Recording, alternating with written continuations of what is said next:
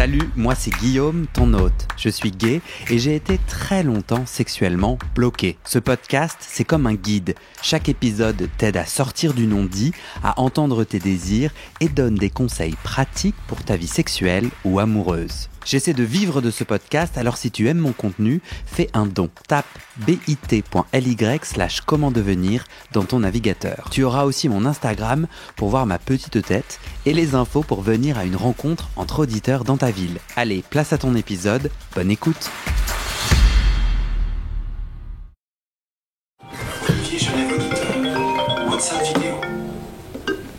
Salut, c'est parti. Excuse-moi de ce petit contretemps technique. Il n'y a pas de souci.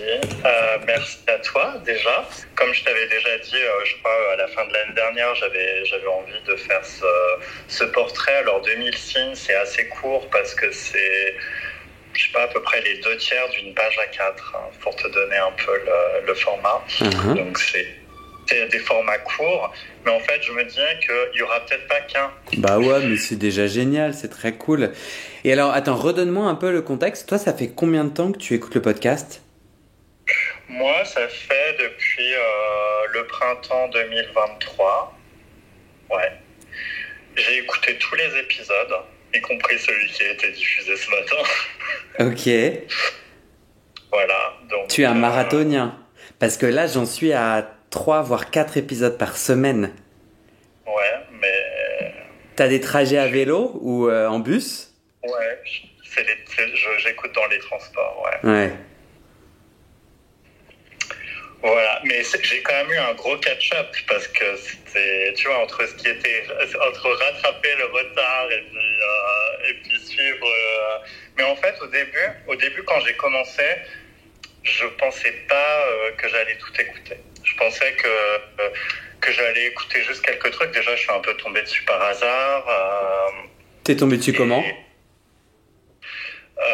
C'était un repost Instagram de une de tes covers, Chemsex, et en fait j'ai et puis après j'en ai écouté d'autres, puis je me suis dit il y en a plein que j'écouterai jamais parce que les sujets m'intéressaient moins, et puis en fait ils m'ont tous intéressé. Il y en a certains qui m'ont un peu moins passionné, mais il y a des trucs où je me suis dit au départ, soit c'était, je sais pas, des pratiques qui m'intéressaient pas spécialement, mais en fait, l'histoire des gens, elle se résume pas juste à la pratique qui fait la définition de l'épisode.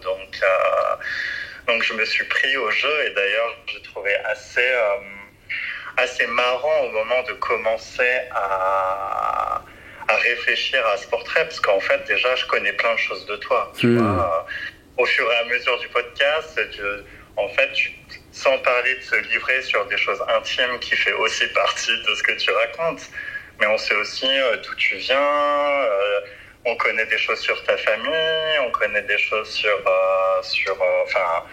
je sais pas, plein de choses que même des proches autour de moi, je ne sais pas autant de choses sur eux, en fait. C'est bizarre, hein ? C'est bizarre.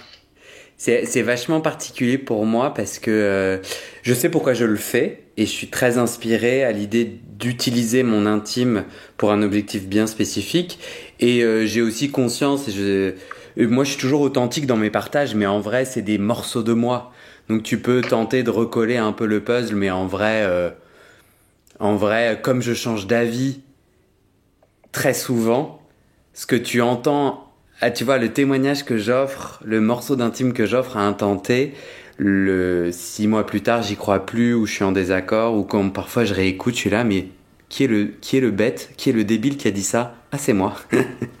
mais ouais, je trouve ça très rigolo et très particulier. Mais je pense on s'en rend compte qu'il n'y a pas forcément une linéarité dans tout, hein.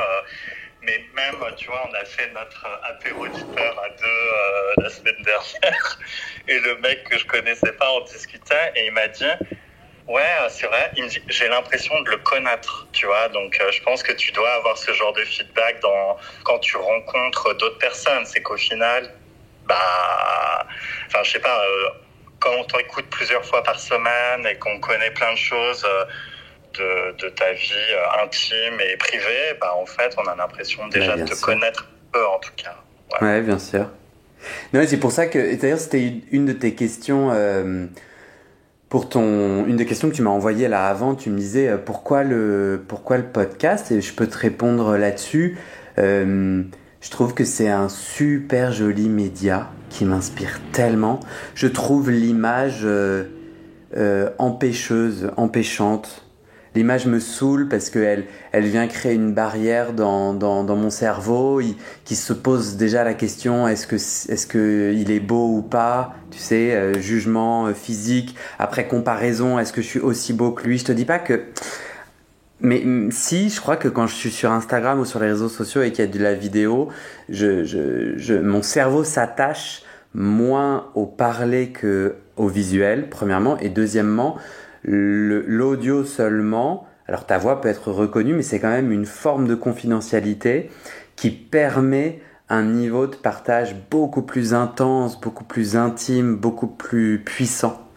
Les gens et moi-même nous livrons d'une façon inédite. Et moi, clairement, s'il y avait une vidéo, mais jamais j'aurais dit la plupart des trucs que je dis, quoi. Tu vois ? Et souvent, en fait, j'oublie que c'est public.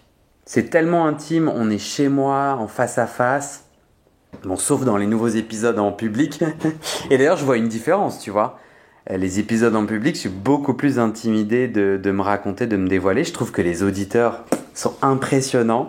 Hop, ils prennent le micro, bam bam, ils disent des trucs super puissants et intimes et vulnérables. Alors que quand je suis chez moi tout seul dans mon canapé, les entretiens se déroulant dans mon canapé, chez moi, bah j'oublie que c'est un discours public. Et très souvent, d'ailleurs, j'ai commencé le podcast comme ça en me disant non mais personne ne va écouter des témoignages bruts, non montés, d'1h30. Je disais pas que ça allait pas marcher, mais je me disais non mais de toute façon mon propos il est perdu, tu vois, au milieu de ces innombrables paroles. Bon, maintenant c'est plus trop le cas quand même, il y a de plus en plus de gens qui écoutent. Ouais, moi je pense qu'en l'occurrence que tu pensais faisait sa faiblesse et sa puissance finalement, tu vois, parce que c'est ce côté authentique, sincère, direct, pas monté, en fait, c'est ça qui rend les choses aussi... Enfin, je sais pas, je pense que c'est ça aussi qui rend les choses réelles, en fait. Parce que les gens, ils cherchent un truc réel. Ils cherchent pas... je sais pas, ils cherchent pas une série Netflix, en fait, tu vois. Donc, c'est... Tu veux une exclusivité ? Netflix t'a contacté pour... Non. Non, pas du tout. Non, pas du tout. De plus en plus, je fais du montage sur mon intro. De plus en plus, je me coupe moi. Parce que parfois, je suis là, oh là là, mais tais-toi, Guillaume. Non, j'ai un peu plus de bienveillance, mais je garde un maximum. Mais ouais, je trouve que parfois, je trouve que c'est vachement compliqué, moi, de trouver ma juste place dans ces échanges. Et il m'arrive régulièrement de me trouver vraiment mauvais, à interrompre au mauvais moment, ou quand je réécoute, je suis là, mais pourquoi tu t'es pas tu ? Parce que je sens à la réécoute qu'en fait, la personne allait dire un truc essentiel, et sur le moment, j'ai été porté par autre chose, mon intuition, ou bien une mauvaise écoute, tu vois. Mais ouais, il m'arrive d'avoir envie de faire plus de place au propos de la personne qui témoigne, ouais, et de me dire putain pourquoi je me suis pas tue. Et souvent ces épisodes où je me critique, je reçois aussi des retours d'auditeurs qui me disent ah ouais franchement ce que t'as dit ça a vachement résonné. Donc au final j'ai pas de conclusion très éclairante, tu vois. Il y a plein de gens qui trouvent que mes interventions sont judicieuses et ça les aide, et d'autres qui trouvent que c'est nul, mais c'est ainsi. Et moi, mon enjeu, c'est de trouver ma juste place, en fait. Ouais, non, mais je comprends que c'est un équilibre délicat à trouver. Mais je me dis, après, moi, je trouve pas gênant. Ça se sent que dans des épisodes, peut-être que ça résonne plus et toi, tu ressens plus le besoin de parler de toi. Des fois, c'est moins le cas. Mais en fait, le fait que ce soit pas toujours homogène d'un épisode à l'autre, c'est pas gênant. Finalement, c'était une de tes questions, parce que pour le moment tu ne m'as toujours pas posé de questions. Ouais. C'était une de tes questions, tu disais c'est quoi la suite après 130 épisodes, ça évolue vers quoi ? En tout cas, il y a plusieurs niveaux. Il y a le niveau éditorial où moi j'ai vraiment de la joie à aller creuser et recreuser des sujets dont j'entends pas parler. En ce moment, alors le moment où tu seras publié, peut-être ça sera déjà sorti, mais l'orgasme prostatique, ma nouvelle passion. Tu vois, genre, ouais, comment ça fonctionne, qui en France ou qui dans le monde francophone sait en parler, quelles sont les recherches qui existent et comment je vais bientôt avoir 40 ans. C'est pas tout à fait vrai, j'en ai 37, mais... Et moi, je suis complètement passé à côté de l'orgasme prostatique, quoi. Donc, tu vois, il y a des enjeux éditoriaux, il y a des voix qu'on n'entend pas assez. Le podcast a une focale forcément très parisienne, puisque le parti pris, c'est de partir de mon intime pour rebondir. Et ça, j'ai envie de plus en plus être vigilant, parce que mon intime, il est parisien. Moi, j'habite à Paris et l'accessibilité des personnes qui participent au podcast, bah, tu vois, c'est favorisé parce que si t'es à Paris, je peux plus facilement faire un entretien. Et donc, je vais être vachement vigilant à ça. D'où, tu vois, un épisode récent avec un auditeur au Cameroun. Pour moi, c'était vachement important et j'ai envie de continuer à faire plus en ce sens, de sortir de Paris. C'est aussi mon enjeu de modèle économique, être en capacité, donc tu sais, je demande aux auditeurs, aux auditrices, il y a 15% de femmes qui écoutent, les auditeuristes me soutiennent chaque mois. C'est le modèle économique que j'ai choisi qui est très compliqué, c'est le modèle économique du créateur de contenu. Qui est très compliqué aussi parce que moi j'ai décidé que politiquement j'avais envie que mon contenu il soit accessible gratuitement. Peut-être que je changerai d'avis, pour le moment c'est le cas. Donc en fait tu demandes à des gens de donner 5 euros par mois pour un contenu qui est gratuit dans un monde culturel où en fait tout nous est accessible gratuitement et t'es là, attends, le mec il faut que je lui donne de la thune. Donc c'est compliqué, mais il y a 114 personnes au moment là où on enregistre, où on se parle. Il y a 114 personnes et moi, ça me fait tellement vibrer, quoi. Je suis trop content. Du coup, là, j'ai perdu mon fil de pensée en arborescence. Qu'est-ce que je te disais ? Enfin, c'était sur l'évolution du podcast. Merci. Tu as parlé de ton économique et de... Donc, évolution en éditorial, d'avoir différents sujets, notamment hors de Paris, d'où l'enjeu du modèle économique pour que je puisse me payer des putains de billets de train. Et donc, voilà. Et aujourd'hui, en fait, je subventionne en fait tout ce podcast tant que j'arrive pas à l'équilibre.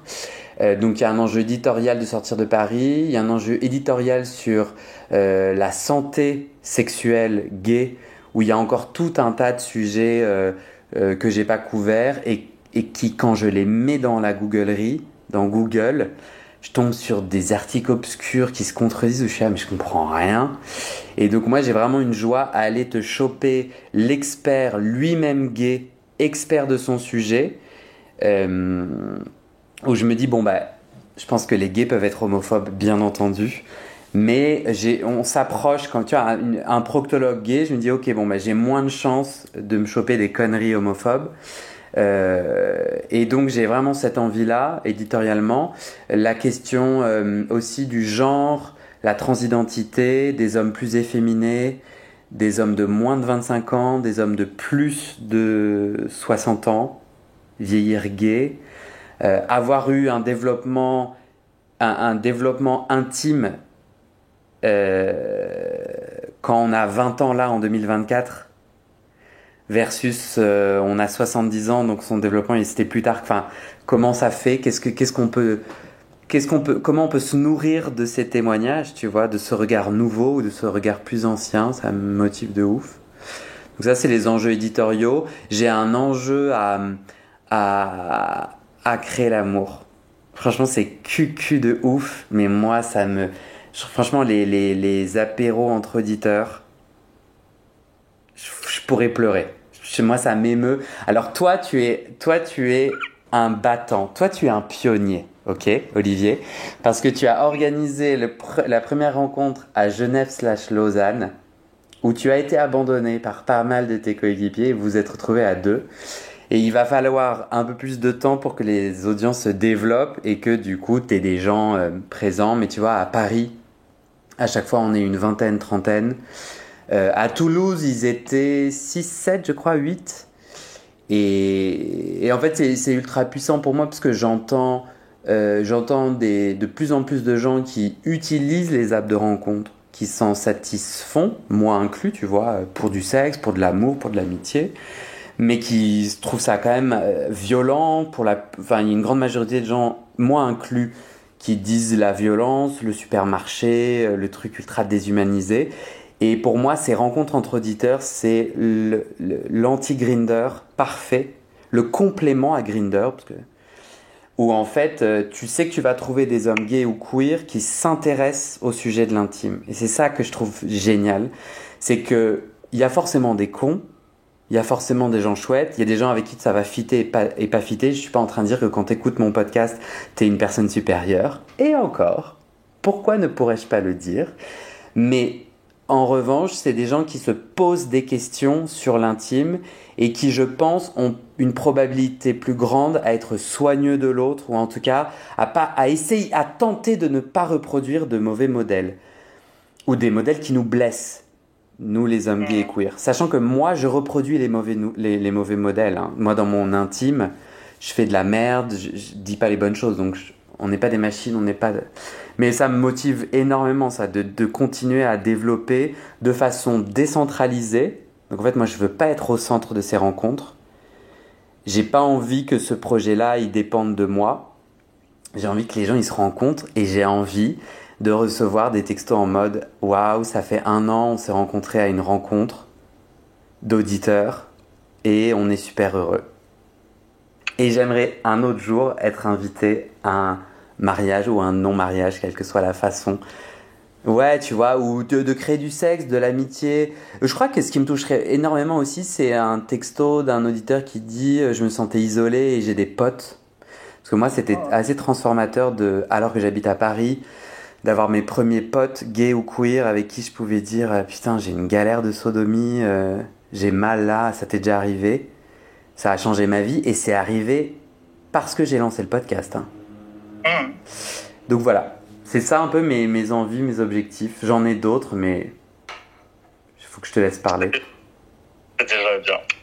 Si juste on revient sur les questions que je t'ai envoyées, et ça a pas grand chose à voir à part le fait qu'on n'était que deux à l'apéro auditeur de Genève, mais comme je t'ai dit, j'ai bon espoir pour la suite. Donc toi, en fait, j'ai compris que tu avais vécu en Suisse déjà pendant une période. Tu peux m'en dire plus? J'ai là. Que veux-tu que je te dise? Bah, je sais pas, t'es resté combien de temps? Est-ce que ça t'a plu? Qu'est-ce que t'as fait? Voilà. Ouais. Alors, j'avais 23 ans. Autant te dire que j'étais si petit. J'ai trouvé que c'était une expérience très dure pour moi parce que je venais de choper mon boulot de rêve. Moi, je voulais travailler dans l'humanitaire, les droits humains, et j'avais décroché un poste d'attaché de presse à Médecins sans frontières. Et en fait, ce poste de rêve s'est avéré être extrêmement difficile. J'ai trouvé que Genève était une ville où, quand t'es très jeune, j'ai eu beaucoup de mal à me faire des potes. J'ai entendu des rumeurs qui validaient cela. Et aussi, moi, c'est marrant, quand je pensais à cette question, je me souviens tellement être le soir à Genève chez moi, aller sur Gay Romeo. Est-ce que j'avais Grindr à l'époque? Je le pense. Et c'est vraiment le Guillaume de 23 ans, il a tellement peur, Olivier. J'ai tellement peur. Je suis tellement seul. Et je vais sur ces apps de rencontres et j'ai tellement envie de baiser, j'ai tellement envie de toucher un autre, j'ai tellement envie d'être pénétré dans tous les sens du terme, tu vois, au propre comme au figuré. J'ai tellement peur d'avoir une IST. Une peur panique, j'en ai déjà parlé sur les épisodes, j'étais tellement hypocondriaque que ça figurait, ça structurait, ça cadrait l'intégralité de ma vie romantico-sexuelle. Donc en fait, dès que je parlais aux gars, direct je posais 1000 questions sur la santé sexuelle. Autant te dire que pour draguer, c'est pas ouf. Donc j'étais là, ouais. Et puis tu sais, j'étais un peu en mode, ouais, est-ce que tu portes des capotes quand tu fais une pénétration? Sous-entendu que j'essayais un peu de savoir si le mec avait des comportements que je considérais à risque. Et donc dans ce cas-là, genre, je déguerpissais parce que ça me faisait trop flipper. Mais donc du coup, toute ma libido, toute mon énergie était fixée sur est-ce que je vais crever d'une IST, parce qu'à ce moment-là, j'avais des raccourcis non désinformés, idiots, dans la tête, sachant que j'étais attaché de presse pour Médecins sans frontières. Et moi, j'assume de le dire parce que du coup, c'était mon métier de travailler sur les questions VIH-Sida. Bon, on va imaginer qu'au début, je me formais et que j'étais con ou que j'étais incompétent, mais bon, je suis quand même resté, c'était ta question, 3 ans à Genève, je crois, 2 ans. Et en fait, face à l'angoisse irrationnelle, l'information n'imprime pas. C'est pareil, tu vois, sur la sérophobie, la peur automatique des personnes porteuses du VIH, dont j'ai aussi parlé dans un épisode de Paul, qui m'a beaucoup touché. Mon cerveau, il y avait vraiment une déconnexion et donc une bêtise et donc beaucoup de violence, tu vois, dans mes comportements, dans mes mots certainement. Et c'est ça Genève à 23 ans pour moi. Après, j'ai quand même envie de finir sur le lac. Le lac, qu'est-ce que j'ai aimé. J'habitais pas loin du lac Léman, donc Genève donnant sur un lac. Et moi, le matin, j'allais courir, puis me baigner l'été. Puis j'allais en vélo à MSF. Peut-être que je pleurais sur le vélo car j'étais très malheureux. Je découvrais aussi le management dans les ONG internationales où tu te fais, tu rêves en te disant putain ça va être un endroit super humain. Et en fait pas forcément. Mais ouais, le lac j'ai beaucoup aimé. Et là, tu vois, récemment, la Suisse a aussi été un moment de déclic pour le podcast, parce que l'été dernier, ou il y a 2 étés, j'ai failli arrêter le podcast. Ça aussi, c'est une exclue pour toi. Je suis désolé, les exclus sont pas passionnantes, parce que... Non, mais comme que tu en as parlé déjà à un moment que tu as failli arrêter. Ouais, j'étais tellement isolé, parce que podcasteur, t'es très isolé, t'as les gens qui témoignent, mais... À l'époque, j'avais pas investi dans une communauté, donc j'avais pas de retour de retour son, entre guillemets. J'avais pas de gens qui me disaient « Ah, ça c'est cool, ah, ça c'est moins cool ». J'avais des gens méchants et j'avais des gens dithyrambiques, mais j'avais pas des auditeurs réguliers qui me donnaient leur avis et qui pouvaient dire des choses critiques parce que je rate, mais qui, voilà, c'était... Et en fait, j'étais sur Grindr en Suisse. Je me suis baladé en Suisse, à Berne, etc. Et pour la première fois, j'ai commencé à avoir des messages d'auditeurs sur Grindr qui fait « Ah, mais c'est toi qui fais le podcast ?» Et des messages qui me disaient « Ton podcast a changé ma vie. » Et pour la première fois, parce que j'avais des messages comme ça depuis 1 an, mais moi, depuis 1 an, je me disais « Ah, les gens sont gentils, mais ils ont des vulnérabilités de santé mentale. » Et donc, ils s'emballent en fait. Ils inventent pas, mais genre non, le podcast ça change pas la vie. T'es allé chez le psy ou t'as eu des conversations puissantes et le podcast, je sais pas. Mais non en fait, donc je réfutais. Et pour la première fois, je me suis dit, et si c'était vrai? Et là, comme j'étais en vacances, j'ai dit, ça te dit, on se rencontre, on se prend un verre. Et là, j'ai rencontré des auditeurs et des gens qui, dans les yeux, avaient absolument aucun problème de santé mentale, en tout cas pas plus que moi, et me disaient, mais si en fait, c'est ouf. Et là, je me suis mis à recroire dans le projet. Franchement, et ça, c'est pas du tout... et notamment aussi parce que j'ai fait du couchsurfing. Enfin, genre, j'ai demandé aux auditeurs, si... Sur Instagram, j'ai dit, je passe en Suisse si vous êtes auditeur et que vous pouvez m'héberger. Et j'ai comme ça dormi chez 2 auditeurs, je crois. Et ça m'a trop inspiré. C'était vraiment génial. Donc, c'est aussi ça, la Suisse. Et franchement, Berne, donc je suis très haut, je suis très baignade, et Berne en été, ça coûte 10 fois trop cher. Olivier, c'est pas possible.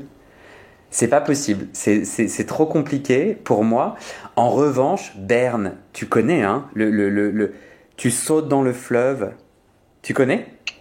Ouais, je connais, ouais, bien sûr. C'est génial. Tu sautes dans le fleuve au courant assez puissant qui t'amène à un autre endroit de la ville. Les gens ont leur petit sac en toile cirée qui flotte, donc ils mettent leurs affaires dedans, ils sautent, ils marchent le long du fleuve, puis ils sautent et hop, ils vont ailleurs dans la ville. À Bâle, il y a ça aussi, hein, d'ailleurs. Bon, écoute. Je vais avoir plus de donateurs, donatrices, et là on reconsidérera des vacances en Suisse. Ok. Ou tu devrais faire un tarif suisse pour tes tipeurs. Bon, non. Et justement, en fait, en termes d'audience, j'ai entendu la dernière fois que tu disais que tu avais à peu près 10 000 personnes qui t'écoutaient, c'est ça? Ouais. Et je sais que tu as des stats géographiques. Nous, sur 360, on a un reach en Suisse romande et un peu en France voisine, autour des cantons francophones suisses. Tu as une idée du nombre de gens qui t'écoutent dans la région? Je le consulte en live. Tu veux sur les 30 derniers jours? Ouais, par exemple. Ouais. La Suisse est le 3e pays et nous avons 854 écoutes. Okay. Nous avons, sur les 30 derniers jours, nous sommes le 30 janvier, nous avons 25 000 écoutes en France, 1150 en Belgique, 854 en Suisse, 690 au Canada. Tu sais tout. Et je clique et je te dis que c'est en majorité, pas mal à Lausanne, 236, pas mal à Genève, 208. Après, tu vois, pour gonfler un peu les chiffres, pour que ça ait l'air un peu waouh, depuis le début, depuis novembre 2022, c'est 5600 écoutes en Suisse. Je sais pas si ça roule des mécaniques un peu plus. Mais c'est 200 000 en France, hein. Oh, c'est ouf. Bon, tu vois comme quoi la Suisse francophone, je sais pas si on peut considérer qu'elle est au rendez-vous. Peut-être que j'ai besoin d'un article dans 360. 360, c'est le seul média LGBT suisse, non? Suisse roman. Suisse roman. Dans d'autres secteurs de la Suisse, notamment en Suisse alémanique, qui est aussi plus grande en population. La Suisse romande, c'est quand même un très petit territoire, hein, mais il y a d'autres médias, mais historiquement, 360, c'est le média suisse romand. Ouais. Tu as toutes les informations. Pardon? Tu as toutes mes stats. Voilà, parfait, mais c'est important et je pense que ça montre à la fois le potentiel de croissance et en même temps déjà l'intérêt, parce que je me dis c'est déjà très honorable en termes d'écoute et je suis sûr qu'on aura l'occasion de créer une petite communauté à l'avenir. Bah ouais, tout est une question d'endurance. Enfin tout. Il n'y avait pas de sous-entendu sexuel. Il y avait plus...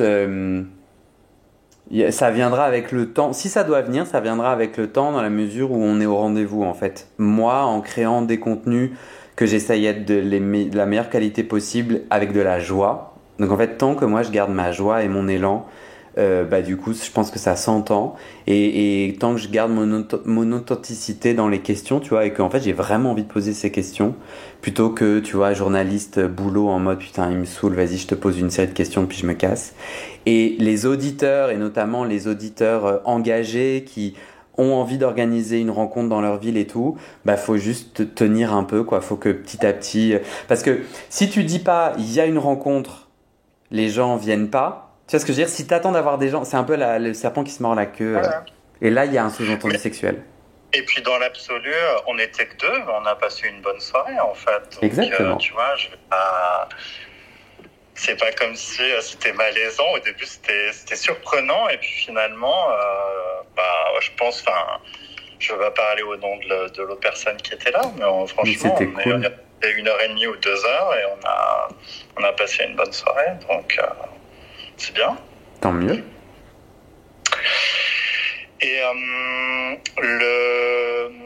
la dernière question que je voulais te poser, parce qu'après je vais devoir m'en aller, mais c'est aussi, enfin justement, t'expliques que la difficulté de ton modèle économique, d'avoir choisi de le faire de cette manière-là, avec la générosité des auditeurs pour le faire, alors que, comme tu l'as expliqué avant, tu avais une vie professionnelle plus traditionnelle. Comment je sais pas, ce déclic qui s'est fait comment de dire j'abandonne mon salaire tous les mois, peut-être de cadre, ou je sais pas, en tout cas un certain confort, pour d'un coup sauter dans le vide et faire ça, en fait. C'est quand même assez puissant comme décision. Excuse-moi, je bloque sur... Il y a quand même 200 écoutes en Côte d'Ivoire. Je trouve ça ouf. Pardon, parce que du coup, je suis en train de me perdre dans mes stats. En revanche, j'ai tout à fait écouté ta judicieuse question. Non, mais moi, dès le début, j'étais pas conforme parce que j'ai fait une école de commerce et tous mes stages et mon métier d'après, c'était dans le droit humain et l'humanitaire. J'ai trouvé une façon de rentrer dans ce domaine qui n'est pas directement lié à l'école de commerce. Et ta question, c'est quel a été le déclic pour me lancer dans cette aventure de créateur de contenu, c'est ça ? Voilà, et où tu perdais, même en travaillant dans le domaine des droits humains, ça t'apportait quand même une espèce de stabilité ou une sécurité. Et là, à un moment donné, tu as décidé de pivoter. Alors, deux réponses.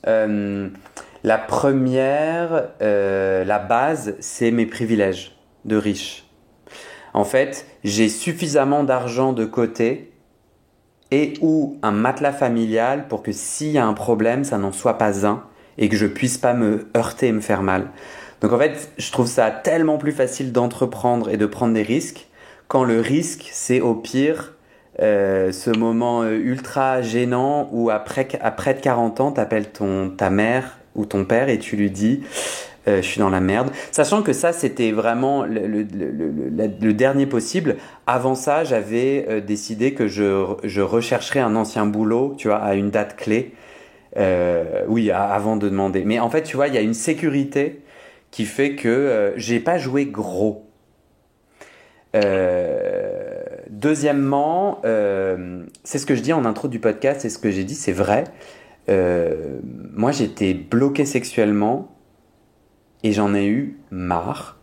J'étais là, non mais en fait, je vais pas crever. En fait, je vieillissais et j'étais là, ça ne marche pas là. Genre moi, je m'attendais à ce que, la vingtaine, c'est un peu galère et tout.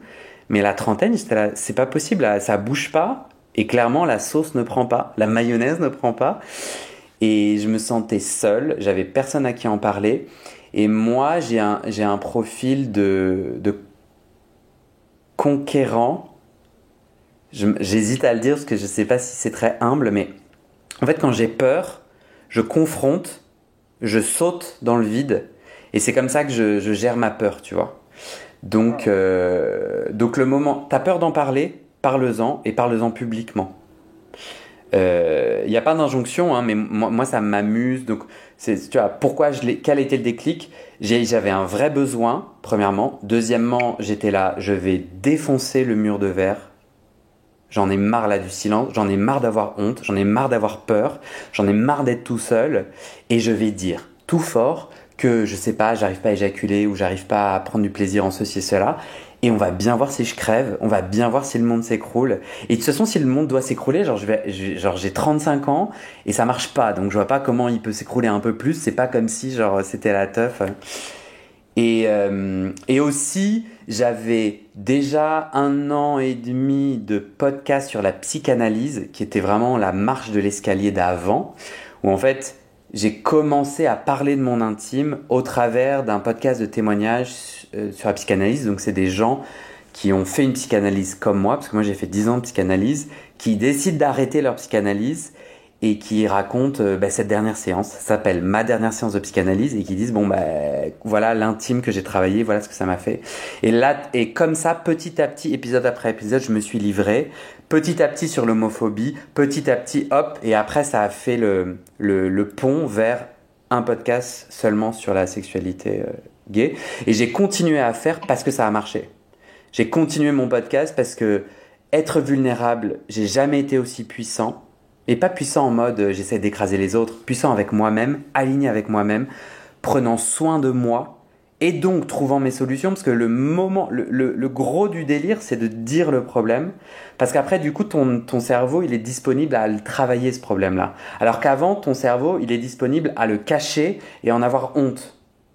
Et deuxièmement, je voyais l'impact de ouf sur les témoignants, les personnes qui osaient avec moi se montrer vulnérables. Et pour chez qui, tu vois, ça a développé des trucs de ouf. Et après, tu vois, petit à petit, comme je le racontais avant, les auditeurs qui disaient que ça a de l'impact et tout. Et tout ça, c'est le cercle vertueux. Ok, super clair. Je vais devoir arrêter là, mais je te remercie pour ce partage qui me donne l'occasion de te connaître encore un peu mieux. Ben ouais. Et voilà, et j'espère qu'on va faire un bon portrait et qu'on aura l'occasion d'échanger à nouveau, puisque moi aussi les sujets pour 360, les sujets de santé sexuelle et de sexualité, c'est un peu la direction que j'ai l'intention de prendre dans les prochains mois. Voilà, ça fait écho aussi à pas mal de choses qui me touchent personnellement. Bah ouais, moi je veux te remercier parce que c'est grâce à toi que tu vas faire un portrait sur le podcast et donc aider à faire résonner et tout. Enfin, je te remercie toi et c'est trop cool.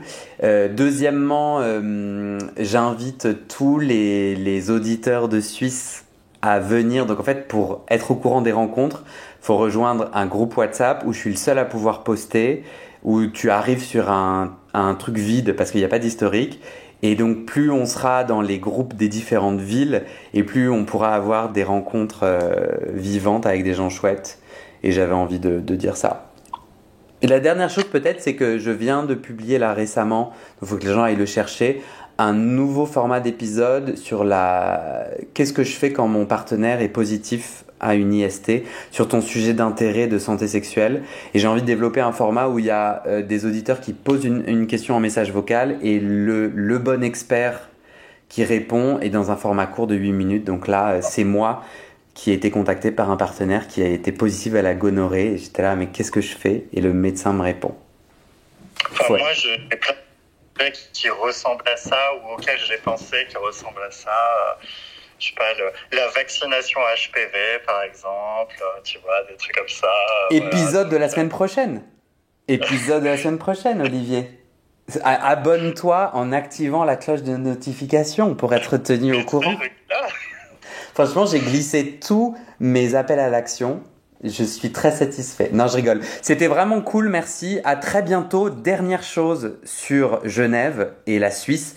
La prochaine fois qu'on se voit, Olivier, si on se voit en Suisse, je veux qu'on se voit autour d'une glace Mövenpick. J'adore ces glaces. Je ne trouve pas l'équivalent en France. Meilleure glace sur le lac là de Genève. Tu te prends une petite Mövenpick, double crème. Organisé. Si t'es là, ça c'est un détail d'organisation. Le date est pris. À très vite, merci. Merci à toi. À bientôt, merci. Salut, bye bye. Bye.